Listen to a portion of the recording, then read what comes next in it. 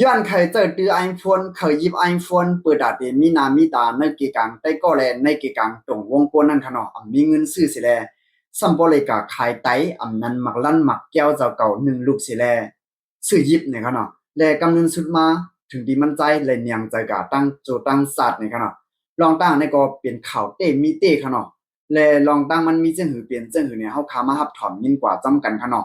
แลพี่ๆน้องๆได้ก็ได้เสียเขาเตะใกล้เอากันเหมือนขนาด กาคายไข่นี่มันก็กาคายหมักลั่นหมักแก้วเนี่ยไรเงินนำจังไหนขนาดอันไหนมันยามมีตีกันเนาะคนกาคายหมักลั่นในขนาดและลองตั้งมันก็เปลี่ยนอยู่เมื่อนั้นปี2011เข้าดัง10ปีปลายขนาดและเป็นในจึงเมืองเขตติดติในเจดอนคูนานในขนาดและมีใจก็หนึ่งชื่อห้องว่าหวังช่างกุลอายุอาศักไร17ในขนาดอันนั้นชื่อมันห้องว่าหวังในตัวเดียวขนาดและมันใจในพวงปันปี2011นั่นค่ะเนาะเป็นพวงเปิ้นส่งกันหยิบ iPhone 4พอได้หยิบ iPhone 4เนี่ยบอกว่ามีหน้ามีตาเขาเกี่ยวกันจำแต่ก็ได้4เนี่ยก็มันง่ายค่ะกันเนาะมันมีหน้ามีตาใครผมว่าผมจำก็ใครจื้อเจอนี่ค่ะเนาะก็ซื่อๆก็แลมันใจในก็มีเงินซ้ำเป็นเกิดมาในครอบครัวในหมู่ของเพิ่นผ่านอียอดนั่นขนาดเนาะและมีเงินซื้อ เลยมันใจก็กว่าหันในสื่อตรงวงหรือออนไลน์อันหนึ่งเปิ้นเปิ้นฝ่าวถามหาซื้อเดี๋ยวก็ไปลองครึ่งอังกาตั้งในตัวก้นนั่นขนาดเนาะครึ่งในตัวก้นน่ะแลนมันก็กับ10ในนาก้อนหนึ่งขนาด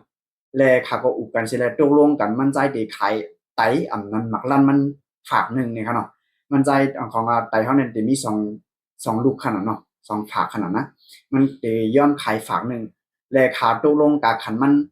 22,000เฮงหยวนนี่ค่ะเนาะติดตกในเงินไทยก็หมวกเสียนปะจำเสียนนั่นค่ะเนาะมื้อพัง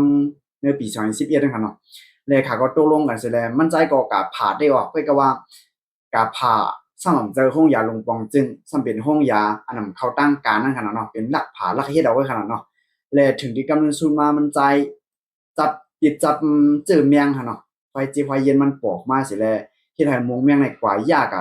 เตา อันเป็นไตมันแทงหนึ่งลูกนั่นค่ะนะเลยมันใจซ้ำเหตุการณ์อะไรถึงดิมเหตุการณ์อะไรค่ะเนาะก็เลยนอนอยู่ในกูใช่เลยถึงดิมมีมันใจก็ซ้ำก็เลยขำออกการใช่เลย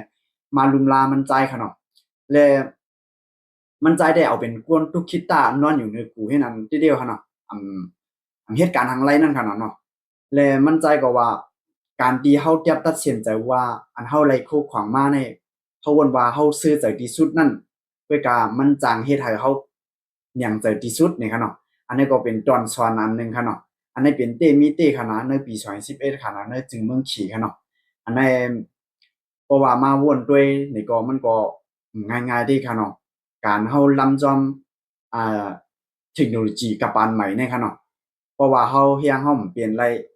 เฮียงเงินเฮียงตองเฮาเปลี่ยนไรเนี่ยเฮาส่ำกะจอมเฮ็ดจอมหังนี่ก็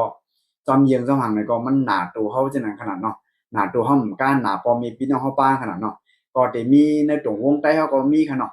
ว่าในตรงวงต่างเจ้าคือก็ใกล้ได้มีค่ะเนาะแต่ก็ได้เสียยีเบก็ยอมพี่น้องยีเบขวายก็มืดตุกบ่ตุกเมค่ะเนาะอ่าขยิบจังนั้นขยิบจังไหนเพิ่นออกมาจังนั้นแน่ลำจอมกับปันเหมือเฮียงน่ะอาลาปาลาค่ะเนาะถึงที่เมื่อกำเนิดสุนมาหยังใจเสียเหมือนกันหน้าตัวเฮาเสียเหมือนกันหน้าปอหน้ามี กวนหิมหอมเฮาเถียงนะคะเนาะเปลี่ยนตอนสอนอันหนึงค่ะเนาะพี่ๆน้องๆได้ก็ได้เสียขอเฮาไล่ตอนสอนอันหนึงค่ะนะย้อนนั้นอย่าไปลำจอมกับปันมื้อน่ะป่นดีนี่ค่ะเนาะป่นลำจอมก็มื้อหนังหันอยู่นี่ค่ะเนาะข่าวโหในได้ก็กำลังสุดเฮาขาไล่ตอนสอนมันว่าการที่เฮาลำจอมกับปันมื้อน่ะป่นดีในหยาบตัวเฮาเสียหมกาหยาบกวนหิมหอมเฮาเถียงนี่ค่ะเนาะย้อนนั้นพี่ๆน้องๆได้ก็ได้เสียขอหันถึงเกี่ยวกับเลยลองข่าวโหในจึงหือนี่ก็อย่าลืมคอมเมนต์ปันตั้งหันถึงไว้ตั้งใจวิดีโอโหในค่ะเนาะ โอเคมือสูงตั้งเสียงครับเก็บสืบปืนเพขาวหยอดอิน